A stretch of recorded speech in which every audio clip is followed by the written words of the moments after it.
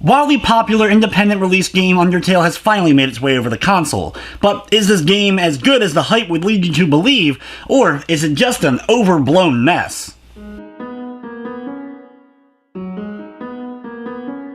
Undertale, at its core, is a retro-inspired RPG, but there's a lot more here than what initially meets the eye.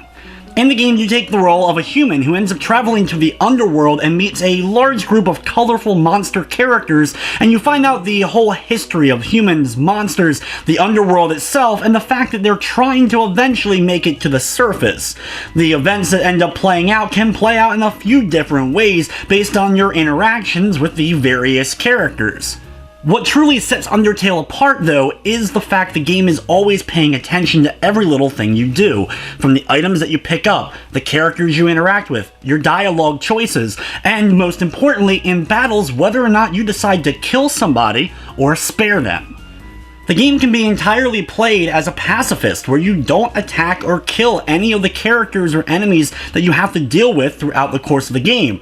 Or you can decide to try to kill them all. There's pluses and minuses to both choices, and the game will pay attention to what you decide to do.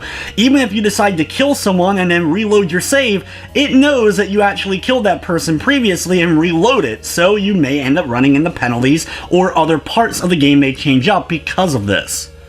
Instead of having a very typical turn-based battle system, they instead have a very interactive one. When enemies attack you, you get control of your soul, which is represented by your heart, and you have to move this around and dodge out of the way of enemy fire. It's very much like a shoot-'em-up style of game, and every single enemy you battle has a different style of attack pattern, some of which are crazy and very unique, and the battles intensify the farther you end up making it into them. While some things are standard, like running away, straight up attacking, or using certain items, you also have the ability to interact with the enemies that you're dealing with. And every enemy has different choices here that you'll be able to do, such as talking to them, complimenting them, insulting them, or not insulting them.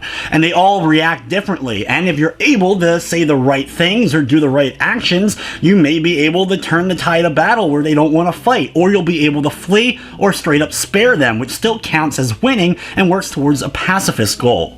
Undertale isn't a particularly long game. In fact, it'll probably take you 5 to 6 hours or so, maybe your first time around. Since there is a decent amount to see and there's some optional stuff to do along the course of the game, it may take you a bit longer. The thing is, though, there's a lot of replayability. Like I mentioned earlier, it always knows what you're doing, and because of this, when you replay the game, it actually remembers what you did in your previous playthrough, and new stuff and plenty of other things end up happening because of your choices in previous playthroughs. You combine all this with one of the best soundtracks of a retro-style game of the last few years, and Undertale truly stands out as being special and different from so many other games that have been released in the last few years. The game's story, as well as the characters in particular, are all great, and you're wanting to advance the story to see what other kind of characters you're going to deal with, and what other situations characters you've already met are going to end up getting into, or how they're going to be able to aid you or potentially hurt you during the course of your journey. The game has a very Earthbound feel to it, especially with a more modern setting. Your equipment is even more modern items like bandana or mittens, and there are a few that you'll be able to get that will increase either your attack or defense, and there's a variety of different items that will help you, like boosting your attack or mostly recovering your health during fights. For those familiar with the PC version of Undertale, I didn't notice a whole lot of changes or really any major differences of any sort, and the game did run perfectly fine on PS4. I didn't run into any crashes, glitches, or slowdown of any sort. There is a few options for the border around the game itself, since it is a little bit of a smaller screen. My favorite was the dynamic border, which changes up depending upon what area of the game you're currently in. Undertale is available now for $14.99 on the PS4 and Vita. It is a cross-buy, so if you buy it on PS4, you automatically get it for Vita, and of course the original version is available on PCs. If you're wondering, the game does feature a full trophy list in Platinum, and it's an extremely easy Platinum. Even for those who may not particularly like Undertale, this Platinum will be very easy to get. Most of them are story, and the other ones that aren't story are based around donating money to a dog shrine. In fact, 15 trophies are just donating little bits of money. You have to donate like 350 or so, but you'll end up getting a lot of trophies for doing that.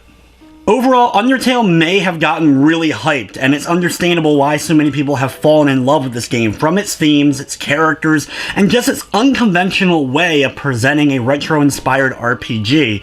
It truly ends up not only standing out, but it is a special experience if you end up getting into it. While it is very much hyped, try not to think about that if you've never experienced it and you're trying it out for the first time. Just kind of push that stuff out, because you may be expecting maybe a bit more than what's here, but still, I think what is here is still fantastic. Undertale is one of my favorite games of the last few years, and I'm going to be giving this version a 9 out of 10. But anyway, guys, it's going to wrap up this review. I'd like to thank you for watching, and of course, I hope you enjoyed.